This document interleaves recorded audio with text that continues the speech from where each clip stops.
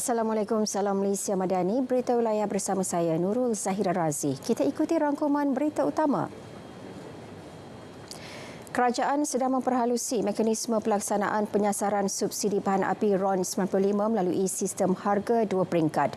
Menteri Ekonomi Rafizi Ramli berkata mekanisme itu akan membolehkan 85% rakyat yang layak di negara ini terus kekal menikmati subsidi harga di petrol. Tapi bila kita nak buat tiered pricing kepada petrol, sudah tentu mekanismenya itu perlu berlainan dan perlu dibincangkan dengan lebih lanjut kerana dia melibatkan 30 juta orang. Konsep dia tiered pricing. Sementara itu, Rafizi turut memaklumkan pengelasan pendapatan rakyat selepas ini tidak lagi akan dibuat berdasarkan pendapatan kasar isi rumah semata-mata. Sebaliknya akan mengambil kira pelbagai faktor agar ia lebih adil.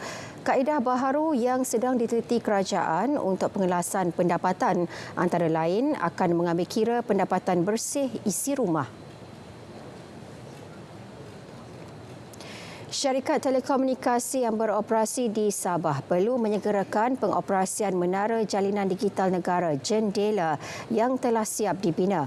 Menteri Komunikasi Fahmi Fadil berkata ia bagi penyelesaian kesalihhubungan sementara di kawasan terlibat.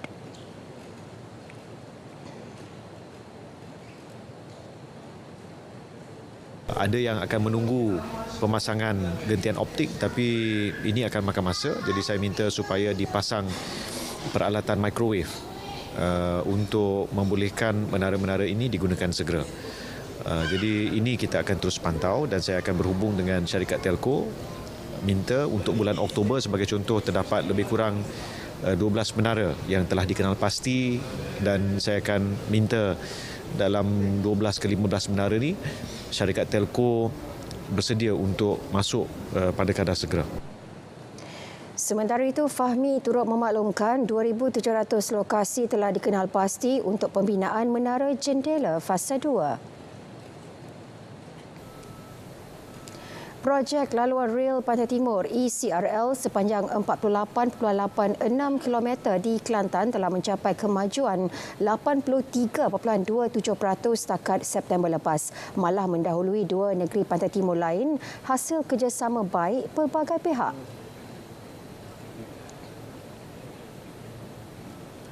Base dah siap, struktur dah nak naik, mana tak ada masalah. Hujan, banjir, akan ditapak sebenarnya yang kelewatan. Bila dah pengkat super struktur, almost no problem. Dengan kerjasama dan juga MRL punya guide lah, kita dapat pastikan bahawa projek ini dia on track. Jelas beliau pelaksanaan projek juga dijangka tidak terjejas walaupun Kelantan bakal berdepan monsun timur laut. Projek tersebut dijangka siap sepenuhnya pada tahun 2026. Prabowo Subianto mengangkat sumpah sebagai Presiden Indonesia ke-8 bagi penggal 2024-2029. Istiadat turut disaksikan Perdana Menteri Datuk Seri Anwar Ibrahim dan para pemimpin ASEAN lain. Selepas mengangkat sumpah, pemimpin berusia 73 tahun itu kemudiannya menuju ke Istana Presiden. Beliau menghadiri majlis penyerahan tampuk pemerintahan daripada Joko Widodo yang telah memegang kuasa sedekat lalu.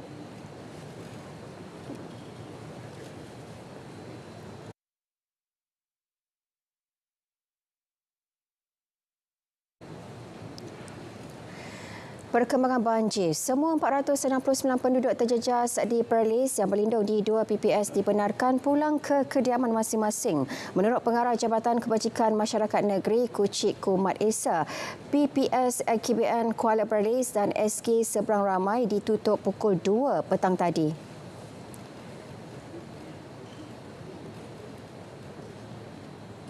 Begitu juga di Pahang, banjir di Temerloh surut sepenuhnya. PPS Dewan SMK Sri Semantan ditutup pada pukul 4 petang tadi. Kesemua 133 penduduk terjejas yang ditempatkan di PPS itu dibenarkan pulang ke kediaman masing-masing.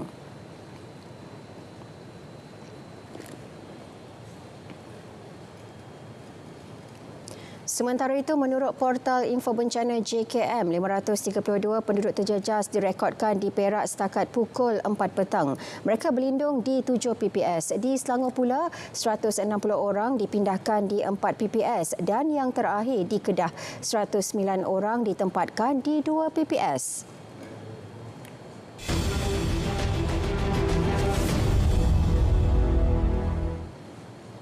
Kementerian Pertahanan menyambut baik peruntukan 21.2 bilion ringgit kepada kementerian itu. Timbalan Menterinya Adli Zahari berkata, jumlah itu meningkat 1.4 bilion ringgit berbanding tahun lalu.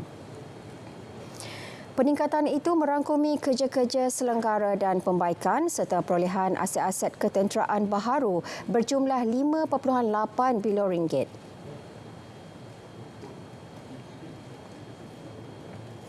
Fasa demi fasa bagi penyelarasan terkait juga dengan kenaikan gaji dan juga pesara, termasuk pesara tentera.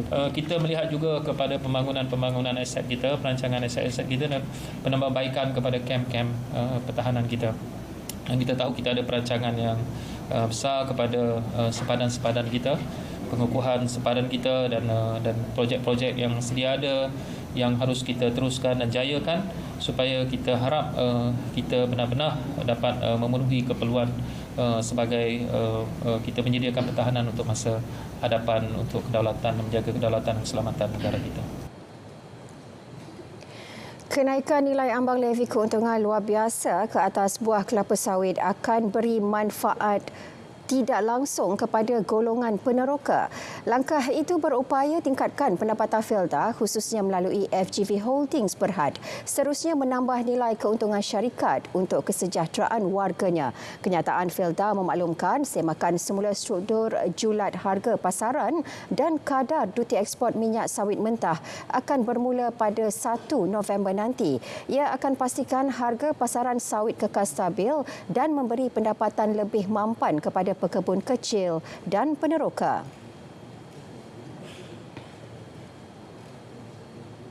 Sementara itu, peruntukan 635 juta ringgit untuk tambah baik prasarana, mengganti peralatan usang dan meluas capaian internet universiti awam. Bukti komitmen kerajaan memperkasa rakyat melalui pendidikan berteraskan teknologi, kebajikan dan peradaban. Maybe saya boleh bagi beberapa cadangan untuk penggunaan untuk 635 juta itulah. Contohnya antara langkah-langkah yang boleh diambil adalah penambahbaikan prasarana universiti. Contohnya kita boleh meningkatkan kualiti infrastruktur iaitu termasuklah kepada baik pulih bangunan jika ada dan juga baik pulih bilik kuliah, makmal, perpustakaan dan juga kemudahan asas lain seperti asrama dan juga kemudahan sukan. Dalam pada itu, peruntukan kepada TVET yang dinaikkan kepada 7.5 bilion ringgit disifatkan sebagai paling baik dan relevan. Menurut Pengerusi Kolej Ketengah Datuk Seri Dr. Ahmad Razif Abdul Rahman, belanjawan kali ini membuka peluang lebih luas untuk memperkasa bidang itu. Belanjawan itu juga telah menetapkan gaji minima sebanyak 1,700 bermula Februari tahun depan. Walaupun ada suara-suara sumbang mengatakan bahawa kerajaan sekarang ini tidak sangat mementingkan kepada Bumi Putera orang Melayu, tapi belanjawan ini telah membuktikan bahawa penyataan itu tidak betul.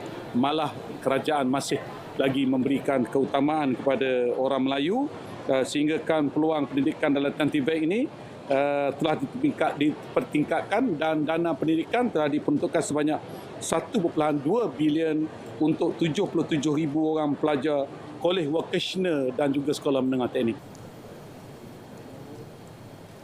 Majikan di Kedah pula menyambut baik pengumuman kadar gaji minimum RM1,700. Bagaimanapun, penyelarasannya perlu seiring nilai dan kualiti pekerja.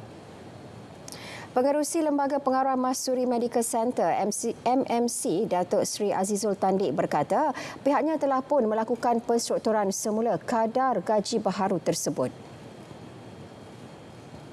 Kita takut dengan penyelarasan gaji minimum ini ramai pihak yang tidak bertanggungjawab mengambil kesempatan Dan sekiranya ini berlaku, bermakna penyelarasan gaji pokok 1,700 ini akan tetap tidak dapat memberi impak kepada mereka yang memerlukan. 600 juta ringgit untuk merancangkan ekonomi desa sepanjang tahun depan. Peruntukan ini mampu beri manfaat kepada jawatankuasa di peringkat kampung dalam menggerakkan aktiviti ekonomi bawah 5 sektor tumpuan. Ia meliputi pertanian dan makanan, jahitan dan kraf tangan, herba dan kesihatan, pelancongan dan hospitaliti serta aktiviti hijau dan kitar semula. Kepimpinan setempat juga menyambut baik peluasan ikhtiar Setati Madani. Jadi manfaat itu dapat meneruskan perniagaan, dapat mewujudkan perniagaan kepada orang kampung.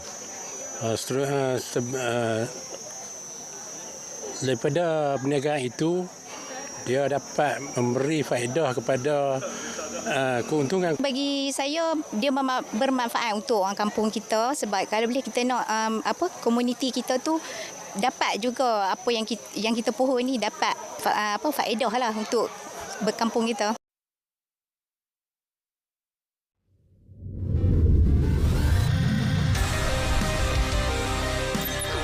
Prasarana akan menyediakan kemudahan van untuk anak-anak ke sekolah dengan bayaran 50 sen sahaja. Kerajaan juga bersetuju memberikan tambang percuma kepada semua mahasiswa universiti, politeknik, kolej komuniti dan matrikulasi di seluruh negara yang menggunakan perkhidmatan bas.my.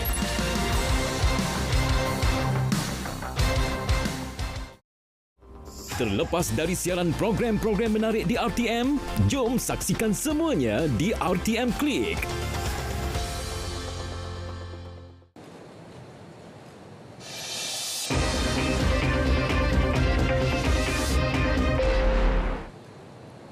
Baik saudara, kita beralih ke negeri di bawah bayu. Antara paparan disediakan penganjuran program Madani Rakyat 2024 Sayangi Sabah dapat sambutan positif. Perinciannya bersama Suaran Syah. Silakan Suaran. Baik Zahira, program Madani Rakyat 2024 Sayangi Sabah terus catat peningkatan pengunjung meskipun bakal berakhir sebentar lagi. Program 3 hari ini merekodkan jumlah hampir 400,000 pengunjung. Menurut Menteri Perdagangan Dalam Negeri dan Kos Sara Hidup KPDN, Datuk Armizan Muhammad Ali, setiap lokasi penganjuran mendapat respon yang baik dan perlu diteruskan. Kalau kita melihat respon itu, bukan hanya di Sabah, maklumat yang kita dapat di setiap zon juga dan especially di Sabah ini, KPDN menjadi kementerian penerajunya, sambutan amat luar biasa. Ini menggambarkan bahawa masyarakat benar-benar menginginkan program seumpama ini kerana mereka boleh pergi satu tempat dan boleh mendapat maklumat dan mendapat akses kepada touch point rakyat yang ditawarkan oleh semua kementerian dan agensi dalam kerajaan persekutuan tersebut. Jadi one stop center walaupun dia dalam bentuk ad hoc program. Datuk Armizan berkata maklum balas daripada masyarakat berkaitan program akan diambil perhatian untuk menambah baik program dianjurkan. Sabah menjadi lokasi terakhir program Madani Rakyat 2024 selepas dilaksana di Ibu Negara, Zon Selatan, Timur, Tengah, Utara dan Sarawak. Sabah komited memelihara ekosistem marin dalam memacu pertumbuhan ekonomi sebagai tumpuan utama kerajaan negeri. Justru semua pihak terus bekerjasama memastikan pelaksanaan amalan pertanian dalam melindungi ekosistem laut yang tidak ternilai. Timbalan Ketua Menteri Datuk Seri Panglima Dr. Jeffrey G. Ketingan berkata, Sabah teruja dengan kemungkinan yang ditawarkan oleh penukaran tenaga haba laut OTEC yang bukan sahaja mempelbagaikan sumber tenaga di laut dan perairan negeri ini, malah melengkapkan usaha pertanian dan marikultur. Ia sekaligus menyediakan penyelesaian tenaga lestari untuk amalan pertanian.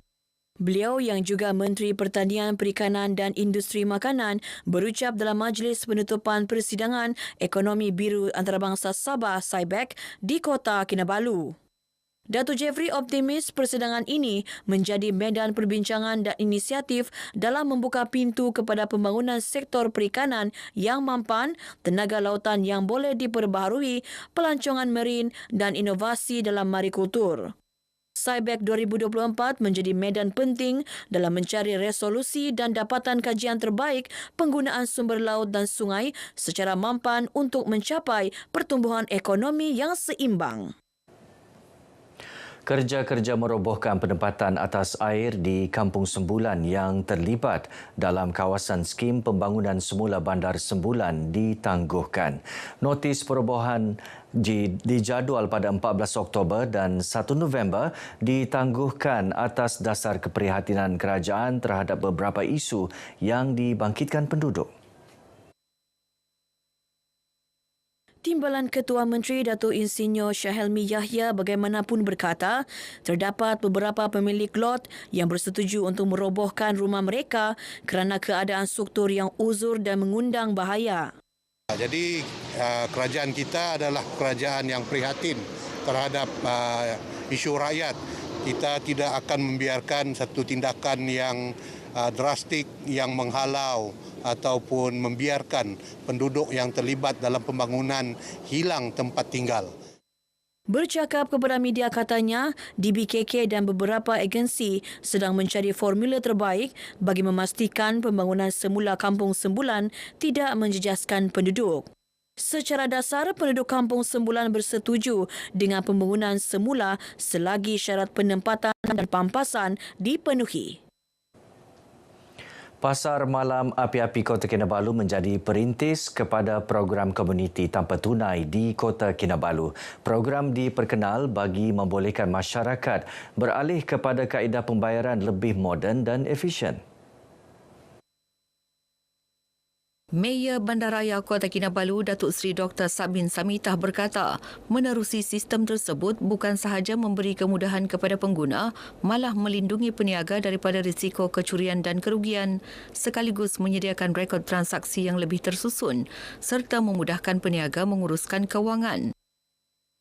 Turut bekerjasama dengan Dewan Bandaraya Kota Kinabalu untuk mempromosikan lagi penggunaan pembayaran secara digital di tempat-tempat yang kita akan majukan sebagai bukan saja pasar malam, tapi kita akan rejuvenate kawasan tersebut untuk menjadikan dia lebih lively dan juga vibrant dan menjadi tempat tarikan pelancong yang lain.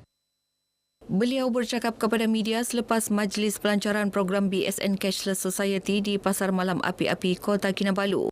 Sementara itu, pengerusi BSN Datuk Seri Awang Adik Husin berkata, inisiatif dilaksana sebagai mempromosi pembayaran tanpa tunai di pelbagai bazar. Jadi diharapkan mutu perniagaan mereka juga akan bertambah baik, ya. Dan lama kelamaan saya yakin sikap mereka terhadap pembayaran melalui digital, ekonomi digital, semua ini akan menjadi lebih meluas. Dan ini yang kita mahu, inilah yang dikehendaki oleh kerajaan, inilah yang dikehendaki oleh Bank Negara Malaysia. Seramai 200 peniaga pasar malam api-api berjaya didaftarkan mengikuti program komuniti tanpa tunai ini. Hospital Duchess of Kent HDOK merekodkan 40 hingga 60 orang dikesan mengidap kanser payudara setiap tahun. 80% pesakit dikesan pada tahap 3 dan 4. Ketika ini, 30 hingga 40 pesakit kanser payudara menjalani rawatan di HDOK setiap tahun, termasuk pesakit dalam kategori paliatif, iaitu pesakit yang tidak sesuai dibedah kerana tahap kanser telah lanjut. Ahli Parlimen Sandakan Vivian Wong Shiryi berkata, walaupun kanser payudara merupakan pembunuh nombor 1 wanita, namun tidak bermakna golongan lelaki terlepas daripada risiko selepas menyumbang 1% daripada jumlah keseluruhan. Justru kesedaran mengenai kepentingan melakukan pemeriksaan payudara secara berkala amat penting selain menghapuskan stigma terhadap kanser payudara. Beliau berucap merasmikan Sandakan Pink Carnival di Dewan Kompleks Sukan Sandakan. Berdasarkan statistik, hanya 350 orang menjalani saringan mamogram tahun lepas. Kita kena maklum berkenaan dengan isu ini, dengan kanser ini, supaya kita pun boleh buat pemeriksaan kita sendiri. Dan sekiranya ada apa-apa yang diragui, boleh dapat nasihat dan rujukan daripada doktor dari klinik kesihatan yang berdekatan ataupun terus ke kecemasan sekiranya ada apa-apa isu yang mengancam nyawa lah. Rakyat Sabah menyambut baik kenaikan sumbangan tunai Rahma STR dan sumbangan asas Rahma SARA yang dibentangkan melalui Belanjawan 2025 oleh Perdana Menteri Datuk Seri Anwar Ibrahim. Masing-masing menzahirkan terima kasih kepada Kerajaan Madani yang terus komited menangani kos sara hidup rakyat kurang berkemampuan. Terima kasihlah kepada Kerajaan Malaysia kerana dapat mengurangkan beban kepada rakyat sebab seperti yang kita tahu kita punya cost of living makin naik. So ada bantuan sikit-sikit tu boleh bantu kita ringan-ringankan beban lah. Rasa bersyukur dengan inisiatif yang kerajaan bagi. Sekurang-kurangnya dapat membantu lah kami punya pendapatan walau tidak banyak tapi masih kami hargai lah. Saya punya gaji ini baru berapa saja. Hampir-hampir tidak cukup makan, Mbak. Kalau dia kasih naik, terima kasih kepada kerajaan lah. Ada juga untuk beli barang-barang makanan kah, begitu. Belanjawan 2025 memperuntukkan kenaikan RM3 bilion bagi bantuan STR dan SARA iaitu RM13 bilion berbanding RM10 bilion sebelum ini. 4.1 juta penerima STR kategori akan dikreditkan ke MyCard bermula April 2025. Manakala kategori bujang akan menerima STR sebanyak RM600. Peningkatan ini secara keseluruhan bakal memberi manfaat kepada 9 juta penerima iaitu 60% penduduk dewasa dalam negara. Baik saudara, setakat ini perkongsian dari negeri di bawah Bayu kembali bersama Zahira untuk lebih banyak perkembangan semasa. Dari sungai hingga segara, Palestin pasti merdeka. Silakan Zahira. Baik, terima kasih Suaran.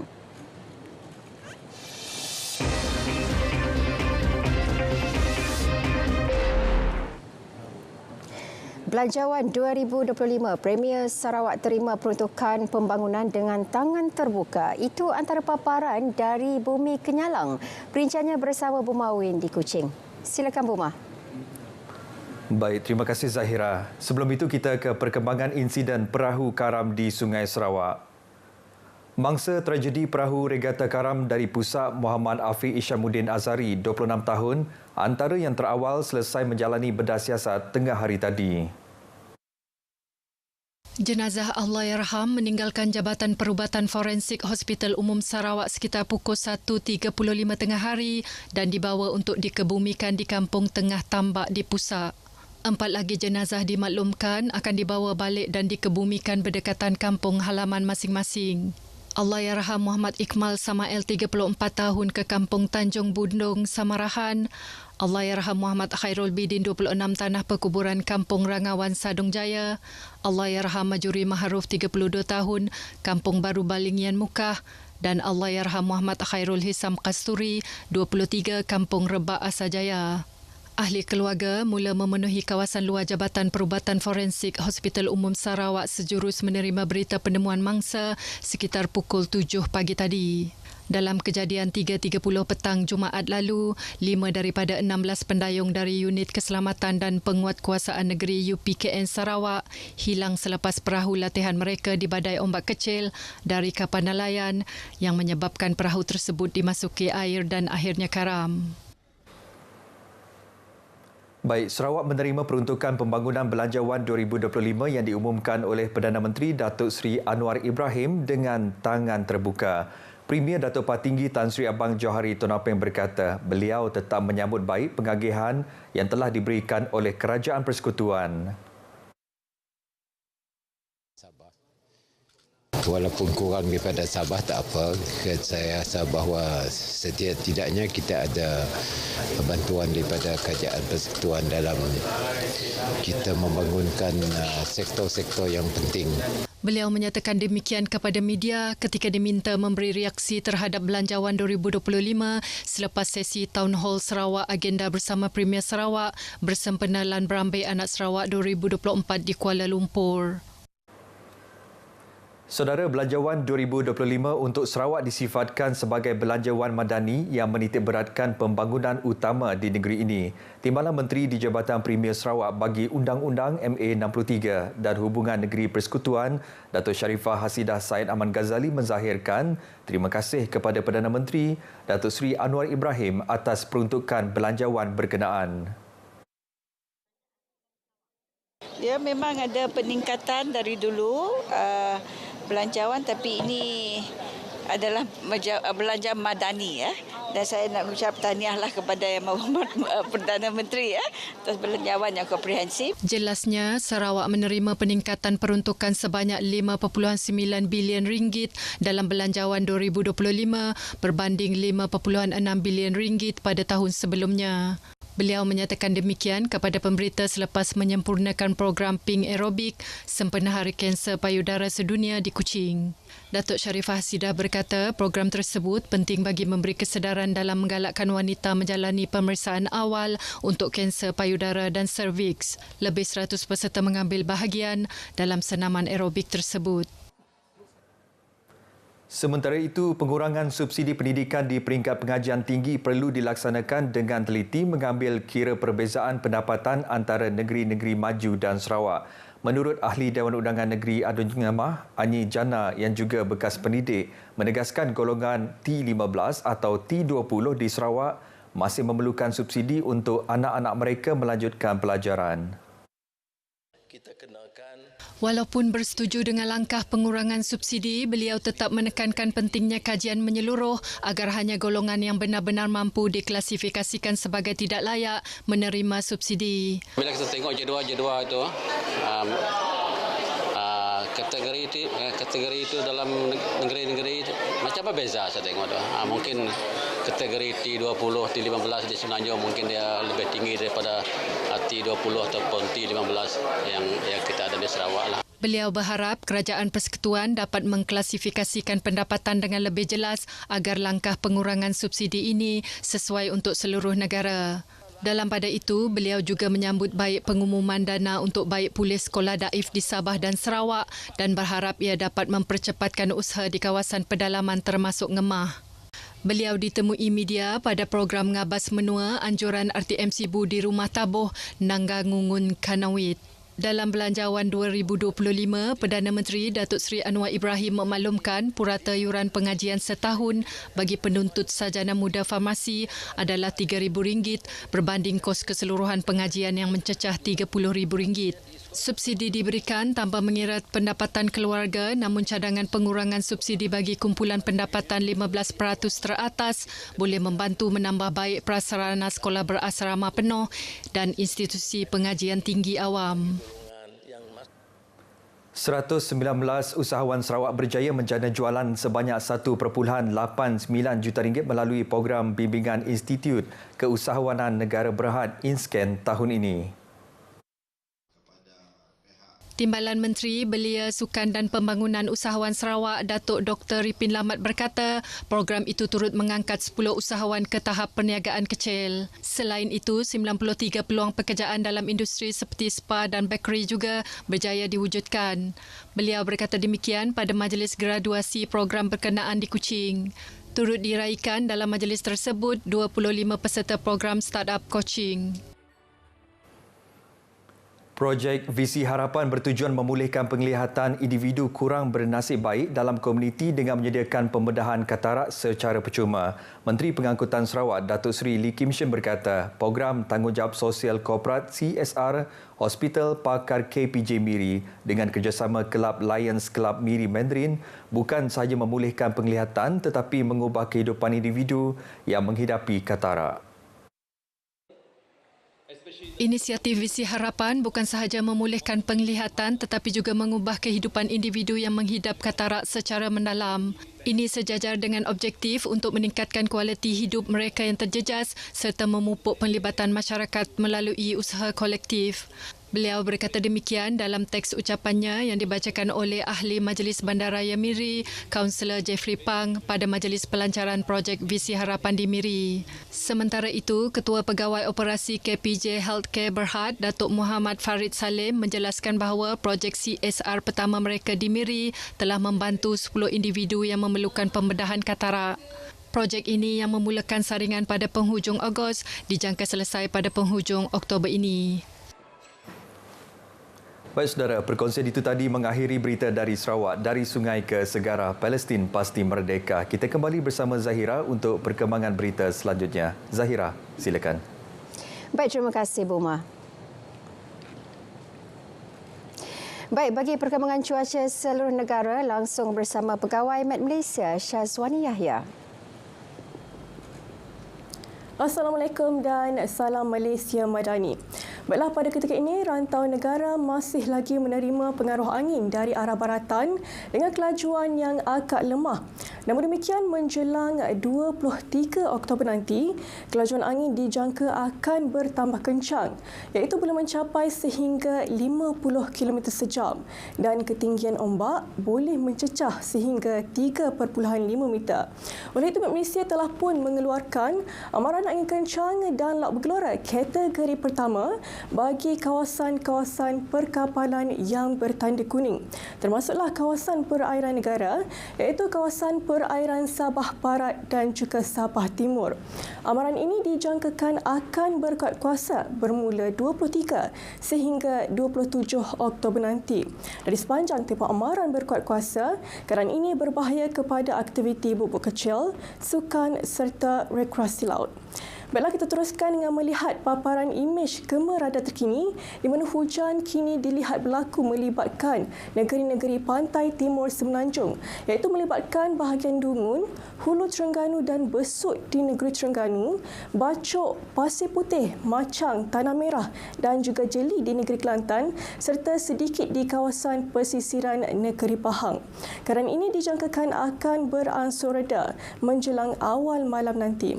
Manakala bagi Sabah dan Sarawak, hujan kini hanya dilihat berlaku melibatkan bahagian sandakan di negeri Sabah serta di bahagian tengah dan juga barat negeri Sarawak, iaitu melibatkan bahagian Kapit, Mukah, Sibu, Sarike, Seri Aman, Serian dan juga Samarahan di negeri Sarawak. Keadaan hujan ini dijangka akan bergerak menuju ke arah timur, memasuki bahagian Bintulu tidak lama lagi. Baiklah, sekian sahaja laporan cuaca untuk petang ini. Sekarang kita lihat ramalan cuaca bagi bandar-bandar utama di seluruh Malaysia. Sekian, saya Wani Yahya. Assalamualaikum.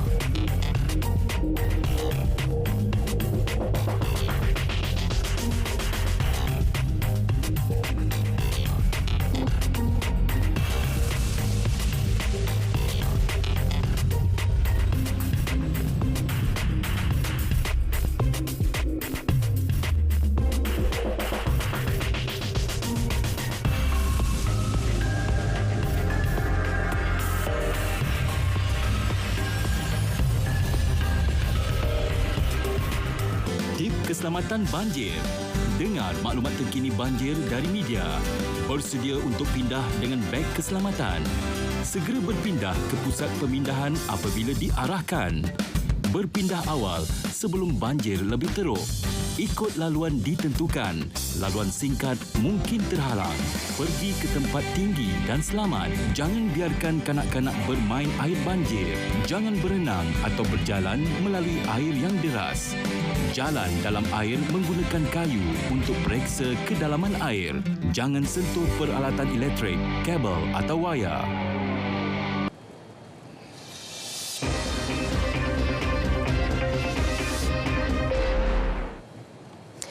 Future Classroom, amalan pengintegrasian teknologi dalam pembelajaran dan pengajaran. Di Labuan, usaha itu dilaksana Majlis Agama Islam Wilayah Persekutuan MAWIP bagi mendukung gagasan revolusi industri IR 4.0. Harjeje ada laporannya. Future Classroom Sekolah Menengah Agama Islam SMA MAWIP, contoh terbaik di Labuan dalam memperkasa pembelajaran dan pengajaran efektif. Ia memanfaatkan penggunaan kemudahan peralatan teknologi maklumat komunikasi IR 4.0. Dia berbeza di rumah dan di sekolah. Di sekolah kita ada pemudah cara seperti contoh teacher kimia kami, Teacher Ain, dia akan dapat menerangkan serta mencari maklumat pada masa yang sama. Jadi murid akan lebih faham daripada belajar di rumah seorang. Kita dengan teknologi semata-mata, jadi kurang faham apabila berada di rumah berbanding berada di sekolah. Pendekatan kita ialah supaya guru-guru utilisekan tools berkenaan supaya pelajar-pelajar kami akan explore ilmu dan juga akan explore apa sebenarnya kejayaan masa depan mereka melalui pendidikan digital. Platform digital menghubungkan generasi baharu dengan guru melalui suasana pembelajaran interaktif yang menyeronokkan dan menarik minat murid untuk hadir ke sekolah. Of course, as a teacher, we need to improve ourselves daily. So continuous learning is a must for a teacher to attract more students in our teaching and learning process. So yeah, there are difficulties, but after we gain this knowledge, the teaching and process learning will be easier for us. Lebih RM131,000 dibelanjakan bagi menyedia Future Classroom di SMA MAWIP bertujuan melahirkan murid dan guru fasih digital yang mahir memanfaat teknologi maklumat pada tahap lebih tinggi. Mereka perlu tahu kehidupan seharian kita terlalu banyak cabaran dan dunia digital inilah sebahagian daripada kehidupan mereka. Mereka perlu explore berlandaskan kepada keimanan yang ada. Zakat yang diurus Majlis Agama Islam Wilayah Persekutuan diharap dapat membantu peningkatan taraf hidup ummah melalui pendidikan. Tuntutlah ilmu tapi tidak boleh meninggalkan ibadah. Kerjakanlah ibadah tapi tidak boleh lupa pada ilmu. Harjejek, RTM.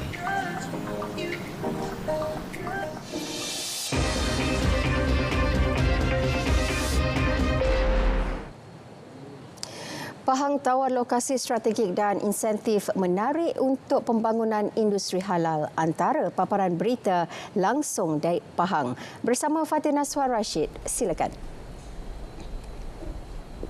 Terima kasih. Assalamualaikum dan salam Malaysia Madani. Pahang mahu menjadi sebahagian daripada segmen pasaran halal yang semakin berkembang. Untuk itu, ia menawarkan lokasi strategik dan insentif menarik untuk pembangunan industri halal. Menteri Besar Datuk Seri Wan Rusdi Wan Ismail berkata, ia termasuk mewujudkan taman perindustrian halal, hub logistik halal dan pelabuhan yang mematuhi standard halal di kawasan perindustrian Gebeng seluas 730 ekar. Bagi merancang dan merealisasikan tujuan tersebut, Kerajaan Negeri memohon untuk menyelesaikan cadangan pembangunan taman industri halal di Seksyen 3, kawasan perindustrian Gebeng, Kuantan seluas 730 ekar dengan fasa pertama seluas 200,000 ekar sebagai projek keutamaan dalam rancangan Malaysia ke-13, insya-Allah. Beliau berucap pada perasmian program Halal on Track at Pahang di Dewan Jubli Perak Sultan Haji Ahmad Shah di Kuantan. Majlis disempurnakan Timbalan Perdana Menteri Datuk Seri Dr. Ahmad Zahid Hamidi. Setakat ini 503 industri di Pahang memiliki pensijilan halal Malaysia. 60% daripadanya merupakan milikan Bumi Putra. Projek tebatan banjir di negeri ini khususnya di Temerloh perlu mendapat perhatian khusus dan disegerakan ekoran situasi banjir di daerah itu sering berlaku setiap tahun. Ahli Dewan Negara Senator Muhammad Hasbi Muda berkata, langkah tersebut wajar dilaksanakan demi kesejahteraan penduduk yang terpaksa berdepan pelbagai masalah dan kerugian besar setiap kali musim monsun Timur Laut.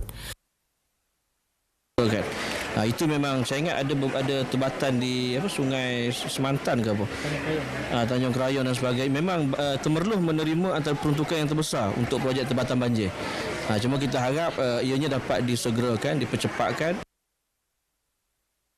Beliau yang juga Ketua Pemuda Parti Amanah melawat Pusat Pemindahan Sementara PPS Sekolah Menengah Kebangsaan Seri Semantan Temerloh.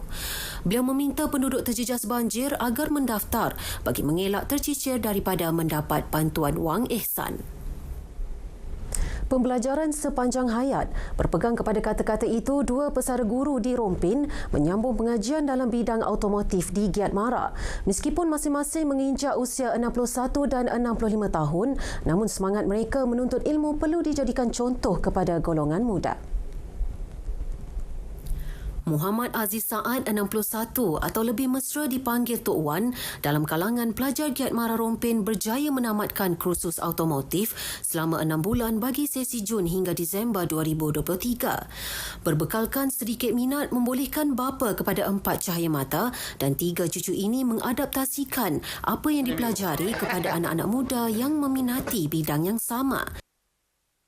Jadi saya ingin tahu bidang yang bukan bidang saya. Sebenarnya sebelum ini saya seorang guru dan jawatan terakhir saya hal ehwal murid, penolong kanan hal ehwal murid. Jadi saya rasa memang bidang lain lah dengan sekarang ni saya masuk otomotif. Walaupun saya dengan usia ini saya memang tak mampu dah lah nak menjadi seorang pemain. Menjadi pemain memang saya tak mampu, tetapi saya boleh motivate orang untuk terus membantu belajar lah. Bagi Syekh Kadri Syekh Ibrahim, 65 tahun, hasrat untuk mempelajari bidang automotif kini tercapai setelah menunggu selama 45 tahun.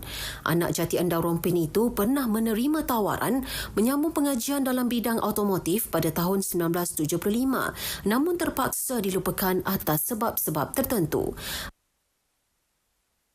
Sebenarnya pembelajaran ini adalah sepanjang hayat. Sebenarnya minat saya untuk menjadi mekanik ialah kerana usaha yang ditunjukkan oleh pihak Giat Mara Rompin semasa mengadakan jelajah outreach di Pulau Tioman, dan di situ saya lihat kaki tangan dan tenaga pengajar daripada Giat Mara Rompin ini begitu bersemangat untuk membantu kami. Beliau ditemui pemberita pada Majlis Graduasi Giat Mara ke-73 di Kolej Kemahiran Tinggi Mara KKTM Kuantan. Seramai 332 graduan menerima sijil profesional Giat Mara dalam bidang pengkhususan masing-masing dan 18 orang graduan menerima sijil Anugerah Eksekutif Giat Mara yang disempurnakan oleh Ketua Pegawai Eksekutif Giat Mara Ahmad Hamdi Ibrahim. Paparan itu mengakhiri bingkisan dari negeri Tok Gajah untuk hari ini. Dari sungai ke segara, Palestin pasti merdeka. Assalamualaikum, salam Malaysia Madani. Baik, terima kasih Fatin. SPRM tidak menolak kemungkinan terdapat serbuan baharu ke atas premis yang dikaitkan dengan kes Menteri Besar Selangor Incorporated MBI. Ketua Pesuruhjaya SPRM Tan Sri Azam Baki berkata, siasatan akan dilakukan dari semua aspek bagi mengumpul bukti sebelum pendakwaan dilakukan. Kalau ada kerja kami untuk mendapat dan bukti-bukti, dan kalau sekiranya perlu kita geledah lah. Apa nama baik digunakan tu tidak pentinglah, safe house ke rumah selamat ke rumah simpanan ke, tak kisahlah. Mana-mana tempat yang mempunyai barang bukti, menjadi tugas pada pegawai penyiasat saya untuk mencari bukti berkenaan. Setakat ini 20 saksi sudah dipanggil bagi membantu siasatan. Sementara itu jumlah sebenar hasil rampasan di 9 lokasi serbuan akan didedahkan selepas semua bukti diperoleh. Terdahulu Tan Sri Azam menyempurnakan majlis tamat latihan dan pentauliahan Kadet Kos Sukarelawan Mahasiswa Anti Rasuah di Universiti Sultan Zainal Abidin Uniza, Kuala Nerus. Penyewaan helikopter untuk kegunaan Angkatan Tentera Malaysia ATM lebih menjimatkan kewangan kerajaan. Menurut Timbalan Menteri Pertahanan Adli Zahari, kebanyakan helikopter yang disewa hanya babitkan perkhidmatan logistik, bukannya aset yang digunakan untuk pertempuran. Kita sudah kenal pasti yang mana kita boleh menyewa dan dia lebih efektif dari segi kewangan kita, terutamanya yang melibatkan aspek penyelenggaraan dan yang mana kita harus buat pembelian. Ini sudah kita kenal pasti dan dia masih lagi memenuhi keperluan kita dalam kertas putih pertahanan itu, kerana yang paling penting macam saya sebutkan tadi, dia masih lagi dalam rangka kertas putih pertahanan kita untuk kita sama ada memperolehi teknologi-teknologi baru dalam aset kita ataupun menggunakan teknologi baru melalui sewaan dan seumpamanya. Jabatan Siasatan Jenayah Narkotik JSJN Kelantan gempur laluan pangkalan haram dan pintu masuk yang sah ke negara ini dalam usaha perangi masalah dadah di sempadan. Ia dilakukan menerusi operasi khas sempadan. Ketua Polis Daerah Tanah Merah Superintenden Muhammad Haki Hasbullah berkata, menerusi operasi yang dilaksanakan semalam, pihaknya berjaya melakukan 16 tangkapan. Dalam operasi tersebut, seorang lelaki ditahan dengan 200 gram pil yaba bernilai kira-kira RM30,000 dirampas. Kes disiasat di bawah Seksyen 39B Akta Dadah Berbahaya 1952. Superintenden Muhammad Haki dalam kenyataan media berkata, dalam tempoh Januari hingga Oktober tahun ini, pihaknya berjaya menahan 244 suspek berkait dadah. Daripada jumlah tersebut, 16 suspek ditahan di bawah kategori bekalan, 68 individu di bawah kategori memiliki dadah dan 160 penagih dadah. Jabatan Kesihatan Negeri Kelantan JKNK keluarkan 1,443 nasihat kepada pemilik dan pengendali premis di seluruh Kelantan. Ia bagi memberi pemahaman berkait Akta Kawalan Produk Merokok demi Kesihatan Awam 2024 Akta 852 di negeri itu. Pengarah JKNK Datuk Dr. Zaini Hussein berkata tindakan dibuat menerusi operasi di 10 daerah bermula 1 hingga 14 Oktober lalu. Dalam operasi itu, pihak penguatkuasa memeriksa 1,201 premis dengan kerjasama Jabatan Kastam Diraja Malaysia dan Polis.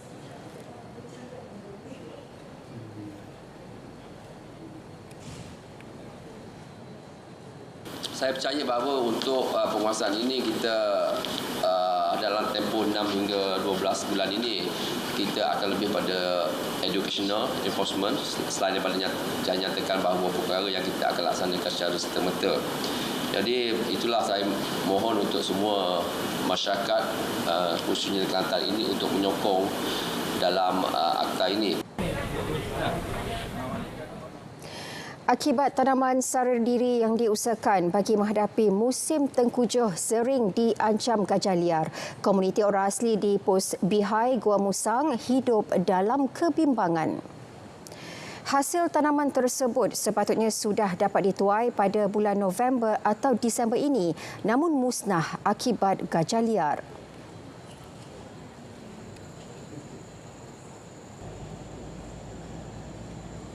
Habis dia musnahkan tanaman-tanaman seperti pisang, getah, pokok getah, sayuran, ubi kayu, buah pisang dan sebagainya lah. Semua lah, bukan kata semua, sekarang ni pun masih lagi bersalang sujud lagi lah kesi gajah tu. Jadi kita pun bimbang jugalah kepada penduduk lah. Lepas tu macam ada baru ni berlaku di mana Cemal di Bihai Lama terkena tertolak rumah lah. Dari rumah tu terbalik. Jadi kita nak cari makan pun banyak susah lah sekarang. Sebab kebun-kebun kita dia selalu dikacau oleh orang besar tu lah. Jadi kita harap-harap bantuan tu dipercepatkan lah bagi untuk sekitar Bihar inilah. Saya harap pihak kerajaan harus disegerakan bantuan. Seperti sebelum hujan ni lah. Jangan lepas hujan nanti susah pula nak hantar barang-barang tu.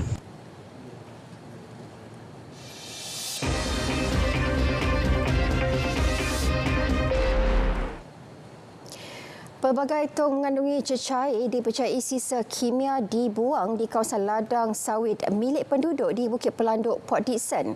Lambakan tong tersebut ditemukan kira-kira 3 hingga 4 kilometer dari jalan utama. Menurut aduan Cuah Yu Bun Lai, aduan telah dibuat kepada Jabatan Alam Sekitar dan pihak berkenaan telah mengambil sampel bagi mengenal pasti jenis cecair tersebut. Dan di sini saya memang sangat tidak puas hati lah dengan pihak-pihak yang tidak bertanggungjawab ni, dengan tindak laku mereka ni sangat merosakkan alam sekitar kita, dan juga I lebih suka nak panggil mereka ni penjenayah lah, dan menceroboh tanah dan membuat kerja-kerja yang sangat tak bertanggungjawab ni lah. Orang buang tapi mungkin malang ke apa, saya pun tak tahu. Bila masuk pun tak tahu. Ada satu itu buang tanah yang orang dia masuk, dia teleport lah. Saya orang baru tahu ini barang ada buang sini. Kejadian itu merupakan kali kedua berlaku di kawasan Cuah. Terumbu karang bukan sekadar khazanah laut yang menyokong ekosistem marin, malah sebagai identiti unik kepulauan negara. Namun ancaman spesies pemangsa menuntut usaha berterusan dilakukan demi kelangsungan kehidupan akuatik tersebut. Aiman Awazmin ada laporannya. Inisiatif Ocean Harmony 2024 di perairan Pulau Tioman disertai lebih 30 penyelam. Tertumpu kepada pengawalan populasi, tapak Sulaiman Mahkota Berduri atau Crown of Thorn COT yang mengancam terumbu karang. Daripada segi sains, sememangnya COT ini merosakkan terumbu karang, dan kami memang bekerjasama dengan DOF, Department of Fisheries dan Marine Parks. Daripada segi aktiviti ini memang bermakna. Kami ada daripada segi kelestarian alam, daripada segi inklusiviti masyarakat, kami dikatakan kami proud lah. Inisiatif RHB Islamic Bank ini mendapat kerjasama Jabatan Perikanan Malaysia DOF, Lembaga Pembangunan Tioman dan Universiti Malaya. Turut serta 2 penyelam OKU Kudong Kaki sebagai lambang keprihatinan masyarakat dalam menjaga biodiversiti marin.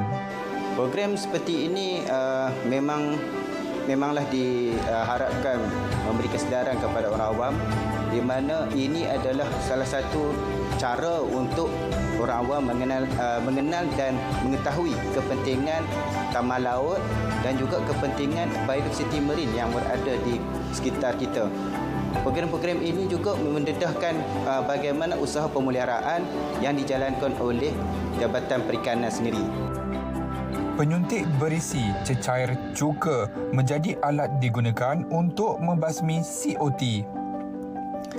Tidak hanya melindungi alam sekitar, inisiatif juga memberi impak positif buat penduduk dan kesejahteraan Pulau Tioman.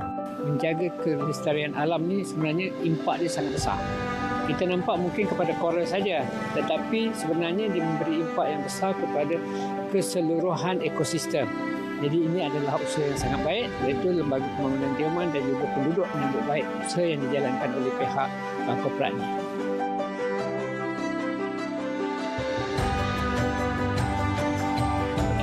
Alat yang nampak macam senapang ni sebenarnya merupakan injektor untuk kita gunakan bagi menyuntik cecair cuka ini kepada COT ataupun mahkota berduri yang menjadi parasit kepada terumbu karang di kawasan perairan Johor dan Pahang ini. Jadi ini merupakan inisiatif yang dijalankan RHB bagi memastikan ekosistem perairan negara kita terus terjamin dan cantik untuk semua pengguna. Aiman Awazmin, RTM.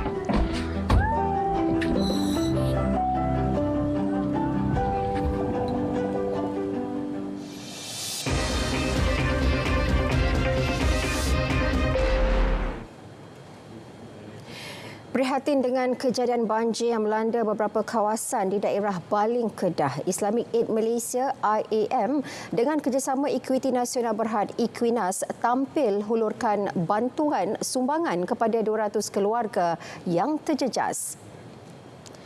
Fokus bantuan adalah golongan kurang berkemampuan, khususnya golongan asnaf yang terkesan akibat banjir. Setiap penerima menerima sumbangan pek keperluan makanan asas harian.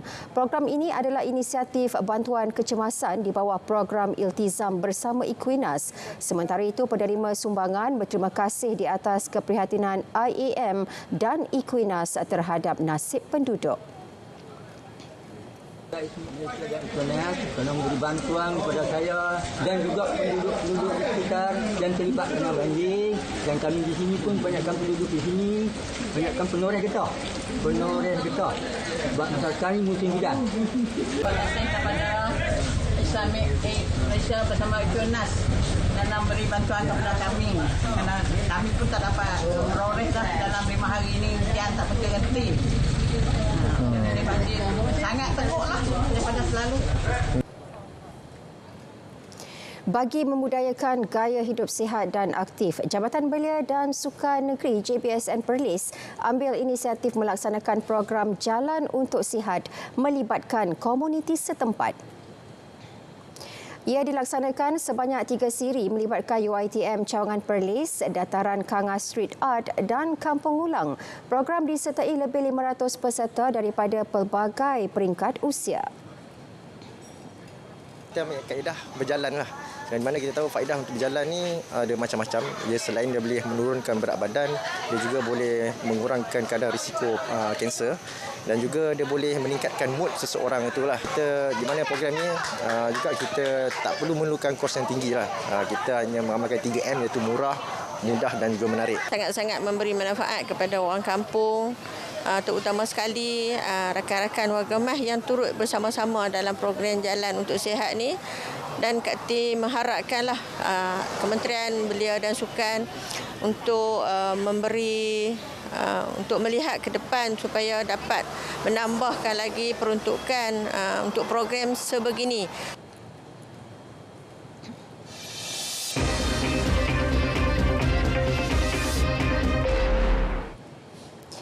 Sultan Selangor Sultan Sharafuddin Idris Shah berkenan berangkat ke Majlis Perasmian Sambutan Hari Perancangan Bandar Sedunia HPBS Peringkat Negeri Selangor 2024. Ia diadakan di Laman Rekreasi Tasik Tambahan Ampang Selangor hari ini.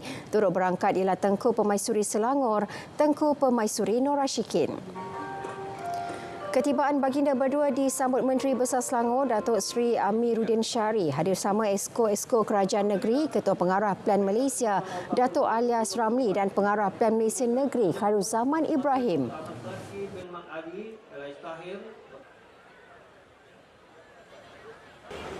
Kemakmuran dan kepuasatan pembangunan di Selangor pada hari ini bukanlah sesuatu yang berlaku dengan sengaja atau kebetulan, tetapi merupakan hasil daripada perancangan dan pendekatan pembangunan yang teliti. Antaranya merupakan hasil kerja keras professional planners baik di peringkat negara maupun negeri Selangor.